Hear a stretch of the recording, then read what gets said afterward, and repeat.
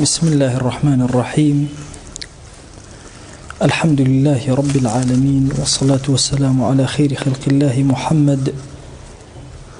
وعلى آله وأصحابه الكرام وتابعيهم بإحسان إلى يوم الدين. ربنا أرنا الحق حقا وارزقنا اتباعه، وأرنا الباطل باطلا وارزقنا اجتنابه.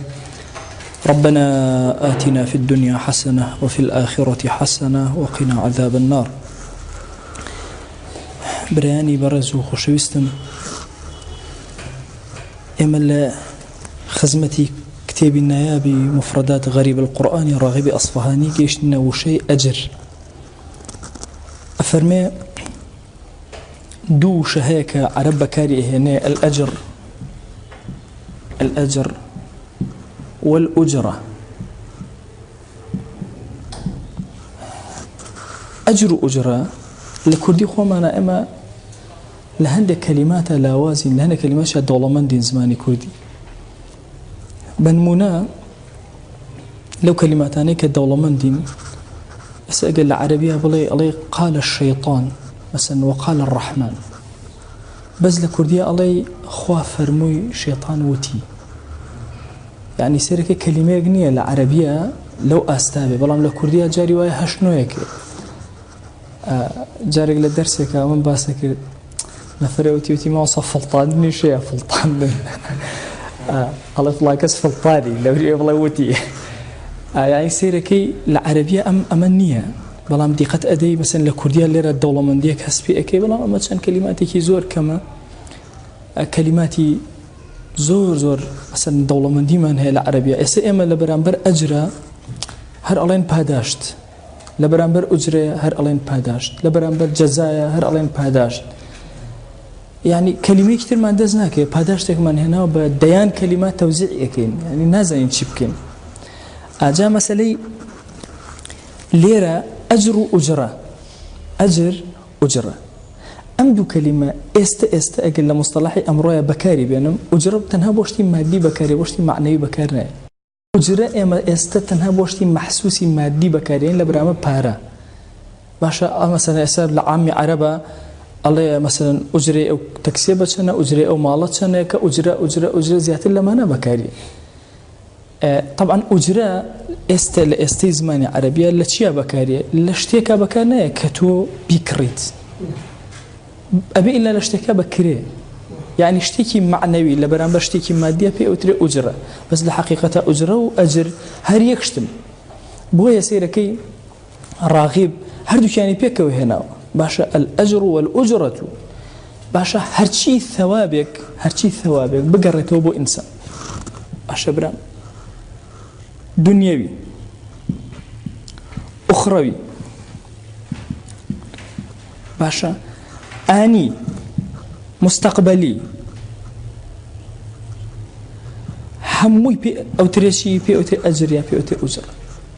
كابو أجر كلمة زور برفراوان باشا. ثواب العمل لبرانبر عملك باداشتكي هر هموي دنيوية أخروية آنية مستقبلية هر شوازك إلى شوازة كان هموي وشي أجري لعربية وبكارية لأصل عربية. أفرمي إن أجري إلا على الله كمن أم خزمتك مبانقة وازقين وأجرك من لشوية للا إخوة كورية كأخروية. وآتيناه أجره في الدنيا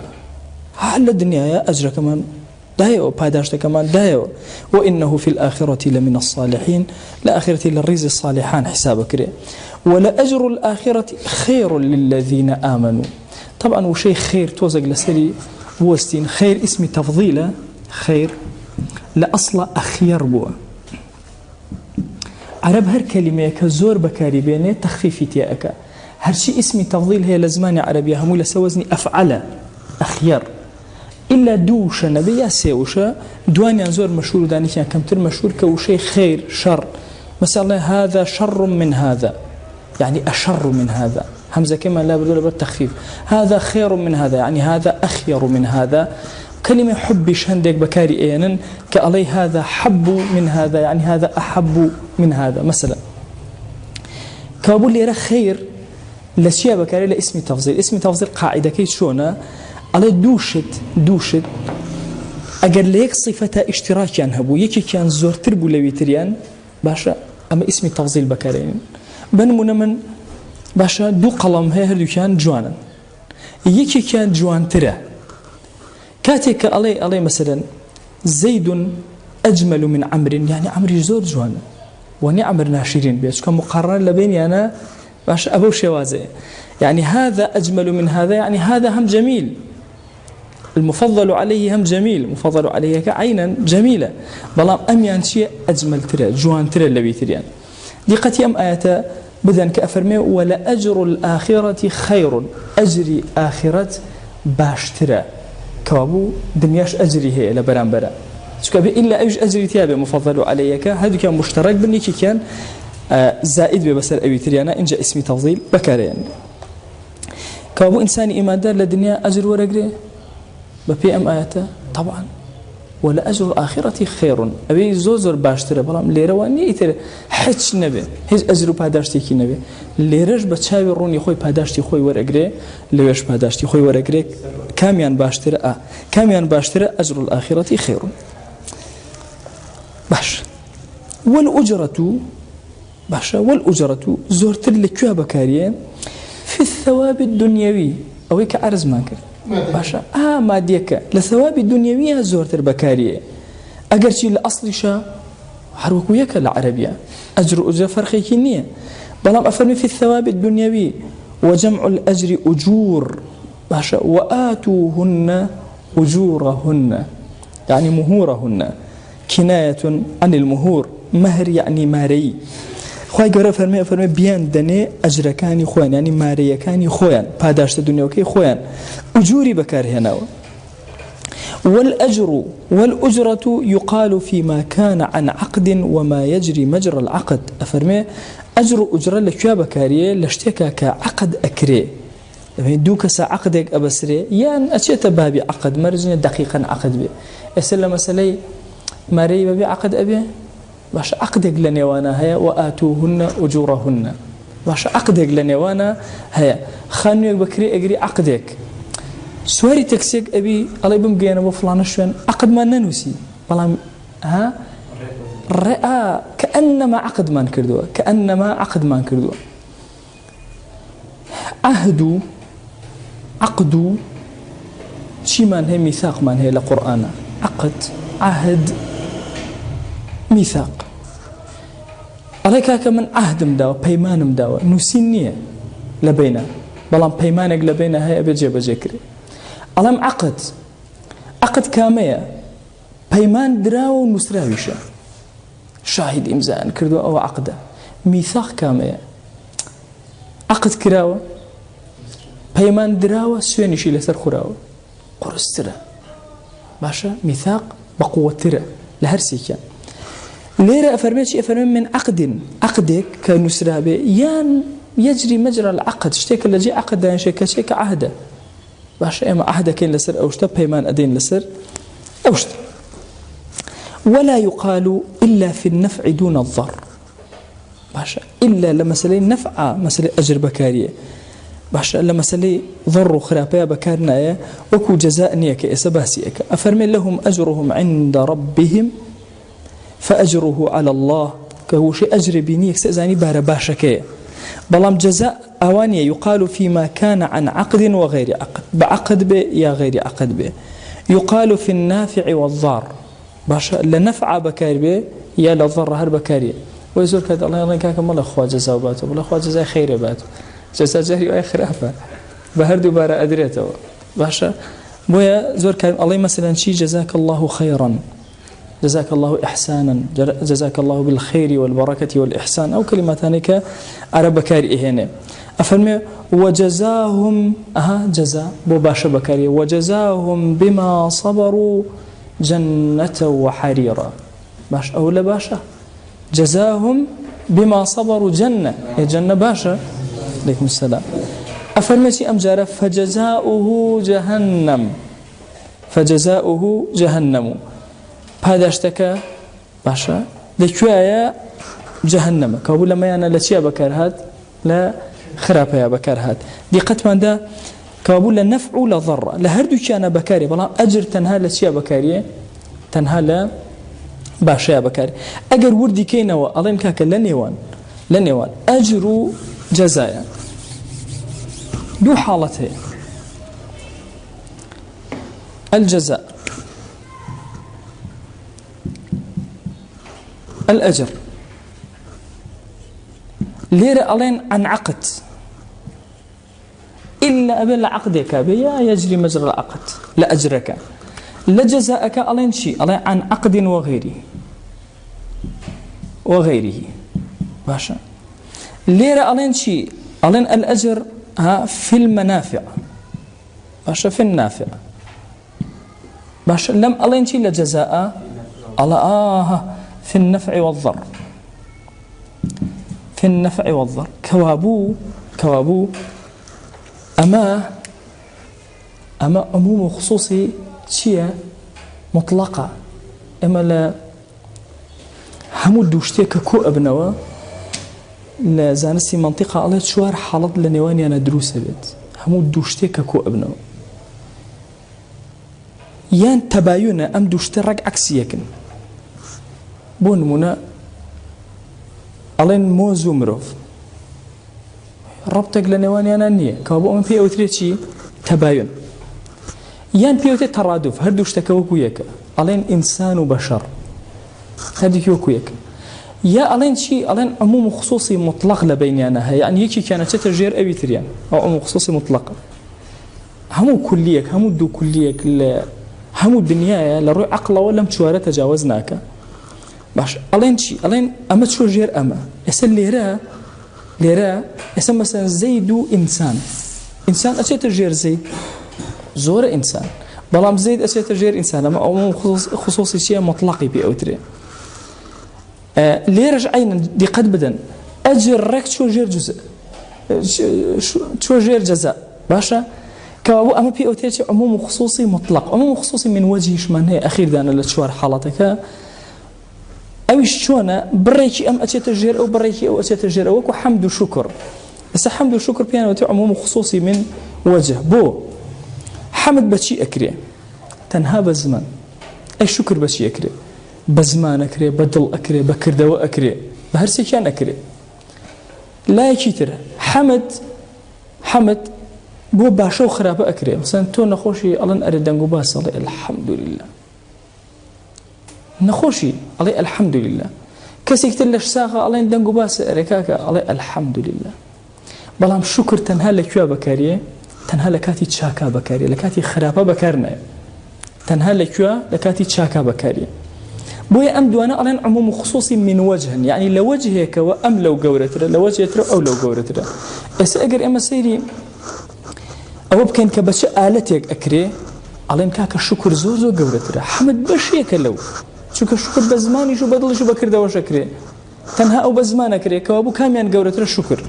ئەگەر لایەکی سێرەکەن ئایا لەسەر چاکە ئەکرێ یا خراپە ئەڵێن کاکە شوکر تەنها لەسەر چاکە ئەکرێ ئەم لەسەر چاکە و خراپەکەوە و ئەم جارە شوکر ئەچێتە ژێر حەمد بۆ پێوتێ عموم و خصوصی من وەجه بۆی خۆی گەورە لە قورئانە کاتێکە ئەفەرمێ ئەنی شکر لی وەلیوالدەیک ئەڵێ شوکری من کە و شوکری والدەیک کە دیقەت ئەدەین شوکر بکە ئەی باشە جاری وایە دایک و باوکم لەگەڵ ما خراپە سەیری ناکە قورئان خراپەکانیشی بە چاکە سەیرەکە بۆیە نێوت حەمد کەوتی شوکرکە ئەخە جاری من تووشی موسیبەت ئەبم چۆن شوکرکەم تۆ نازانی ئەو موسیبەتە چییە پڕە لە خێر ئیلا ئەبێ شوکرکەی بۆیە وشەی شوکر کاتێک کە ڕەب العالەمین بەکارێنێ زۆر دقیق و لە شوێنی خۆیە بەکارێت و بە مەرام و مەبەستی ئیلاهی کاتێککە بەکارێنێ بۆیە ئێمە لە بەرامبەر ئەم دوو کەلیمەی جەزا و کەلیمەی ئەجر ئەڵێن عموم و خصوصی چی هەیە مطلق هەیە عموم و خصوص مطلق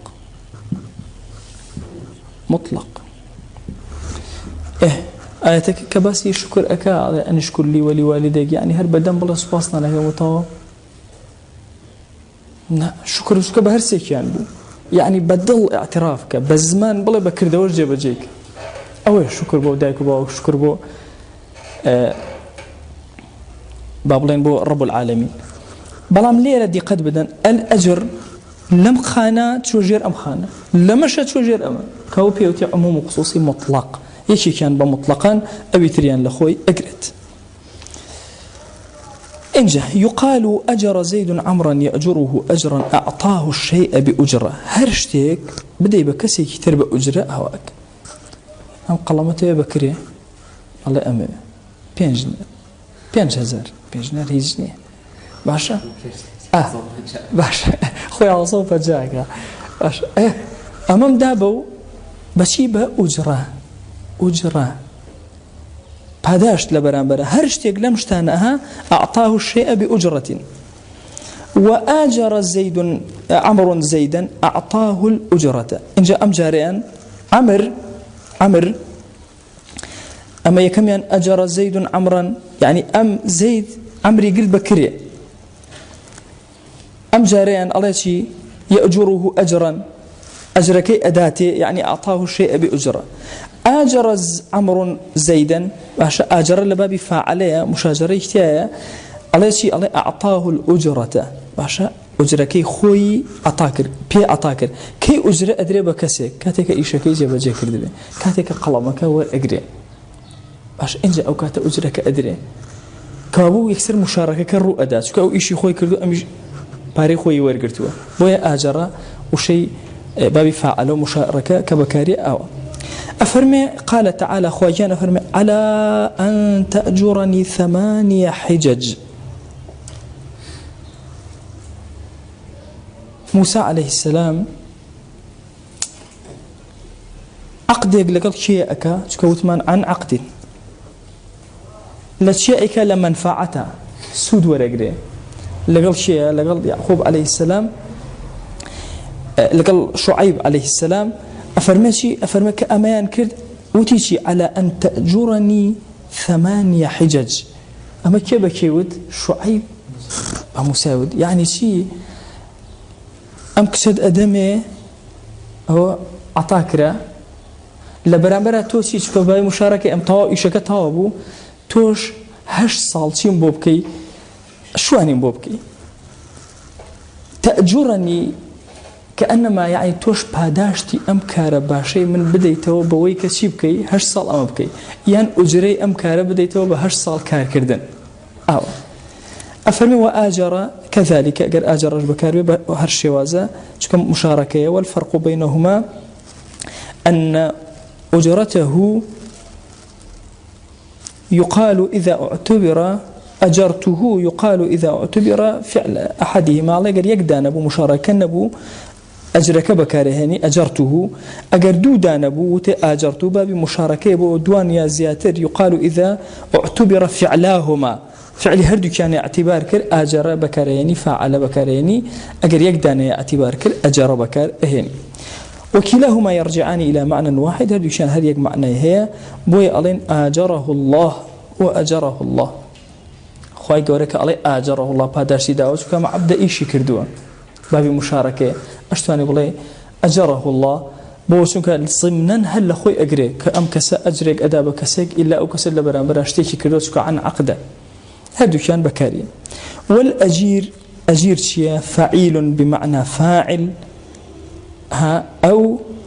مفاعل أجير بهردو بابك بكارية لبابي أجر بكارية لبابي آجرش بكارية لبابي آجر أبيت مفاعل اسم فاعلكي لبابي أجر أبيت شيء أبيت آجر كابو أجير بكي أو تري بمعنى فاعل أو كسيكوا أجرك أداة أو كسيكوا أجرك أداة إذا أجرك ستودي قد بدن أوي موسى عليه السلام خو بارنو إيجو مهم لبرانبرا شتيك لبرانبر شتيكا إتر أميان ناو لابنم أجرك باداشتك أميان ناو لابنم باداش هربي أو كرا أو درايو أفرمي شيء أفرمي بمعنى فاعل كيدي يا بمعنى مفاعل دي شكل باب مشاركة كش بكاربي هريه أي استئجار شيء أصلي همو كلمة كألف سين وتايب يوبي أما نظامك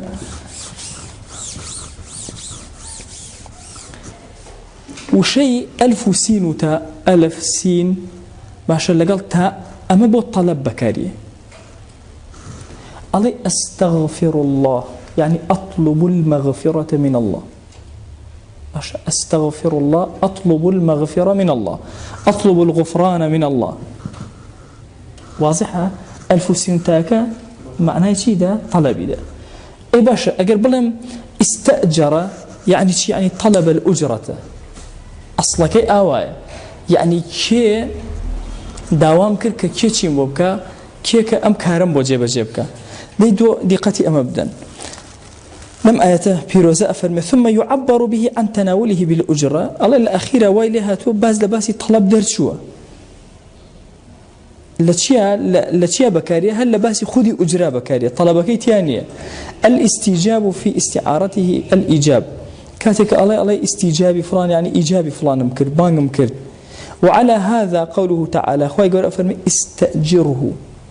استأجره كتشكي شعيب على باوكا استأجره يعني أجره بأجره بقرأ نك يعني مثلا أطلب منه الأجرة نك دعوة إليه بك مثلا شيبك كبهداشتك بكا يا بهداش ما بكا توانية استأجره يعني أجره بقرأ إن خير من استأجرت من طلبت منه الأجرة إن خير من أجرته أو كسيكتو أيكي وأجري لقلاءك أو عقدي لقلاءك القوي الأمين كابو أو الفسين تاء لشويني طبيعي خوي بكارنا بمعنى شيء بكارية بمعنى خدي فعل ثلاثي كي بكارية شو كإمام تداخلاتك من هي لبابا كاني ثلاثي وغير ثلاثي هندجر أو بابيك لغير ثلاثي بكاري أشينو بهمان معنى ثلاثي بكاري يعني يسلي روا ما كردو تو همو حرفك العربية كزياد كي معناه شنو بتو أدا ألم أجر ألم أجر دوانا لسوزي فاعلية ألفي كزياد كردو أوابو ألفي ليرة بوتا أجر بزو دراوة ليك كابو اشتكي تازية بمن مشاركة بونمونة كألم استأجر السي وشم زياد كردو أبي معناه ترم بداته كشي أمشو أوشو هريك معناه هي هم يعني معناه شيء هي معناه أجر يعني هي ماضي كان هي بوي أم آياتك هاتي أفرمي استأجره ما بس يوني أي باوكا توبان يكو دعوة إليه بك كوا إجارة من بوبكاتو إن جاء أم كسي كتو دعوة إليه أكي كسي كيزو أي باوكا بان يكو باشا إجاري لقلابك عقدي لقلابك بهداشتي بدروا شك أم كسيكتو أجريتو أجري لقلابك كسيك قوي وأمين صلى الله على سيدنا محمد وعلى آله وصحبه وسلم خير لجناه من شيء وجبوري وبركات بسر من أبدار الفير القرآن إن شاء الله